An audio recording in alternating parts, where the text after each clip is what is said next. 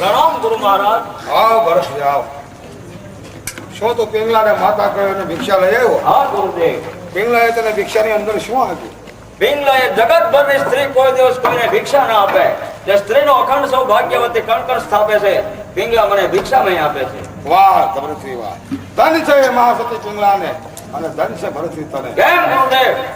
એક બે કદમના ઘોડા સાસવના ઠાણિયા સાથે પ્રેમ કરે તેને શું કહે? સતી કહેવાય. ભરતરી તારી ભૂલ થાય છે, કારણ કે તને સંસાર છોડાવવાનું નિમિત્ત હું હતો.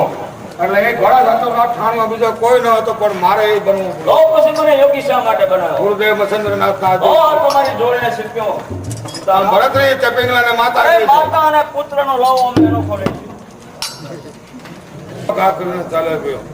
હવે આ જોડી જો એના છે હું નવડાવું તો કા તો પિંગલા સતી નહીં, અને કા તો હવે ભરતરી એનો પતિ નહીં, અને કા તો આ ગોરખ જતી નહીં.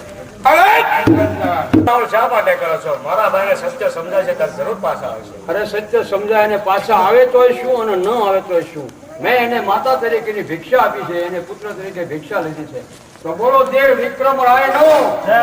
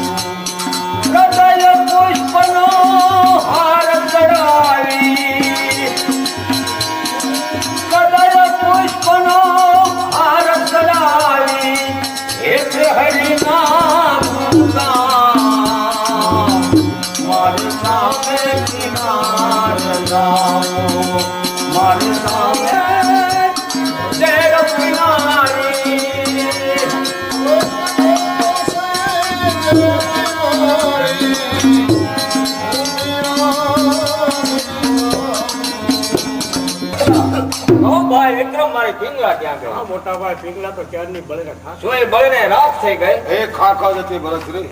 હા સુપાલ, તમે પણ ગુરુ મહારાજ પાછળ ને પાછળ આવું જોયું ને જોડેનો ખાખ ને ચાલે. યાદ છે તને એક દિવસ તું અને પિંગલા અટારીમાં બેઠા હતા, તારે તારા નગરમાં કોઈ માણસનું મૃત્યુ થયું, મરનાર માણસો નનામીને નીકળ્યા, ત્યારે તે પિંગલાને શું કહ્યું? એની પાછળ એની સ્ત્રી છૂટા વાળ અને કપાળમાં આડી પીઠ તાણીને જતી હતી. ત્યારે તે પિંગલાને કહ્યું કે જો પિંગલા, આ સતી સ્ત્રી કહેવાય કે જે પોતાના પતિની પાછળ સતી થવાની જાય છે, તારે પિંગલાએ તને શું કહ્યું હા, કે ગુરુદેવ. જો પતિદેવ એ સતી સ્ત્રી નહીં પણ સુરી સ્ત્રી કહેવાય. સતી સ્ત્રી એને જ કહેવાય કે જે પોતાના પતિના મૃત્યુના સમાચાર સાંભળે ત્યાં જ એનું મૃત્યુ થાય. આ ખ્યાલ તારા મગજમાંથી નહીં ગયો. પછી તું પિંગલા વગરનો દીવાનો બન્યો, પાગલ બન્યો. એટલે એક વખત તું અને બધા મૃગ્યા ખેલવા ગયા કે મૃગ મારી કપડા લોહીવાળા રંગીયાને કહેવડાવો કે જાઓ કહેજો કે મારા ભરતરી મરણ પામ્યા છે. એ વખતે કપડા પરના ડાઘ જોતા તારી હાચી પિંગલા તો તે દિવસે જ મરણ પામી હતી. હા ગુરુ મહારાજ, હવે મને બરાબર યાદ આવે છે. 4 યુગથી મારી સાથે રહે છે પણ મારી સાથે આવતી નથી. હા બરાબર. પહેલો જૂન મારો મારું